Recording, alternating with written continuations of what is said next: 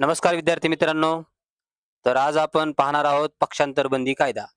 पक्षांतर बंदी कायदा म्हणजे नेमकं काय आणि त्यात एकूण किती तरतुदी झाल्या, त्यात घटनादुरुस्त्या कोणत्या-कोणत्या होत्या आणि त्यात महत्त्वाच्या गोष्टी कोणत्या आहेत ते पाहणार आहोत.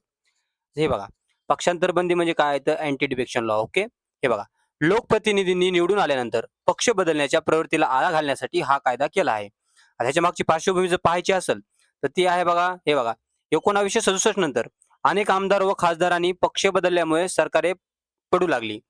यालाच काय म्हणू लागले, की त्यालाच काय म्हणलं, की आयाराम गयाराम राजकारण असे म्हटले गेले. कधी 1967 मध्ये. मग आता हे प्रत्येक आमदार, खासदार फुटू लागला. ह्या पक्षातून त्या पक्षात जाऊ लागला. मग ह्याच्यासाठी काहीतरी तरतूद करावी लागणार होती ना. मग त्यासाठी काय केलं तर 52वी घटना दुरुस्ती 1985 हे बघू शकता तुम्ही. 52वी घटना 1985 केली राजीव गांधीच्या काळामध्ये. याने काय केलं तर आपल्या राज्यघटनेमध्ये 10वी जी अनुसूची आहे ती समाविष्ट करण्यात आली. आता हे पक्षांतर बंदी कायदा करण्यामागची जी उद्दिष्टे होती, ती उद्दिष्टे पाहूयात. हे बघा, राजकीय स्थैर्य राखणे, भ्रष्टाचार व घोडेबाजार रोखणे, पक्षशिस्त कायम ठेवणे, लोकशाही मजबूत करणे. ओके. आता पक्षांतर बंदीनुसार समजा पात्रता अपात्रता पाहायची झाली तर अपात्रता कधी लागू होते? हे बघा, तो स्वइच्छेने पक्षाचा त्याग केला, सदस्य सोडल्यास तो अपात्र होऊ शकतो. त्यानंतर पक्षाच्या व्हीपच्या विरोधात मतदान केल्यानंतर तो अपात्र होऊ शकतो.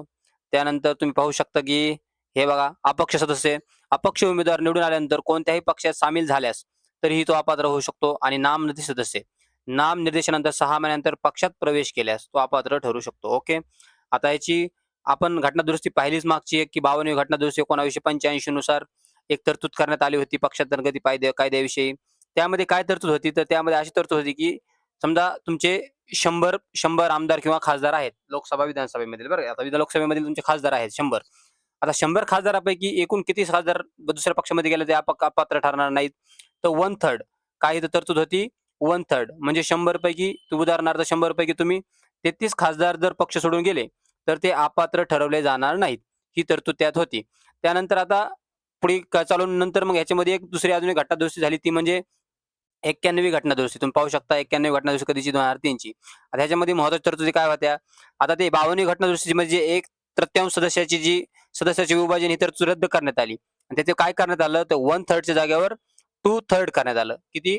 2/3 म्हणजे 2/3. ओके. म्हणजे किती? उदाहरणार्थ 100 पैकी 66 खासदार गेले तर ते अपात्र ठरणार नाहीत. आता जो आपण मुद्दा पाहत आहोत, की उबाटा गटाचे 9 खासदारापैकी 6 खासदार गेले. तर तुम्ही 9ला 2/3 केल्यानंतर ते बरोबर 6 येऊन जातील.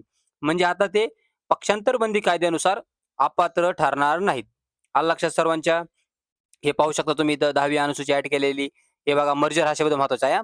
हे बघा, एखाद्या पक्षाच्या 2/3 सदस्यांनी दुसऱ्या पक्षात विलीनीकरण होण्याचा निर्णय घेतला तर अपात्रता लागू होत नाही. म्हणजे आता जे 6 खासदार आपल्या दुसऱ्या पक्षामध्ये गेलेले आहेत, ते अपात्र ठरतील का पक्षांतर बंदी कायद्यानुसार? तर नाही ठरणार. ओके. आता अपात्रतेचा निर्णय नेमका कोण घेतो? हे पाहू शकता तुम्ही.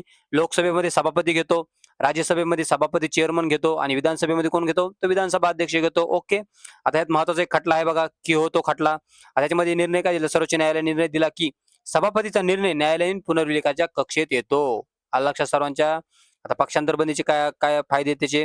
राजकीय स्थैर्य निर्माण होते, घोडेबाजाराला आळा बसतो, पक्ष शिस्त राखते आणि सरकारे स्थिर राहतात. पाहिलं आपण सर्व. आता चला शेवटा आढावा घेऊया एक.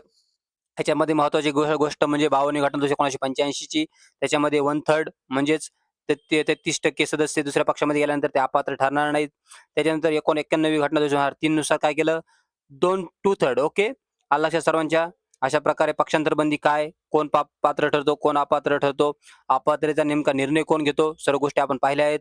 अशाच शॉर्ट व्हिडिओसाठी आणि अशाच माहितीपूर्ण व्हिडिओसाठी फॉलो आणि शेअर करा आपल्या राजगुरू मंत्रा या YouTube चॅनलला. धन्यवाद.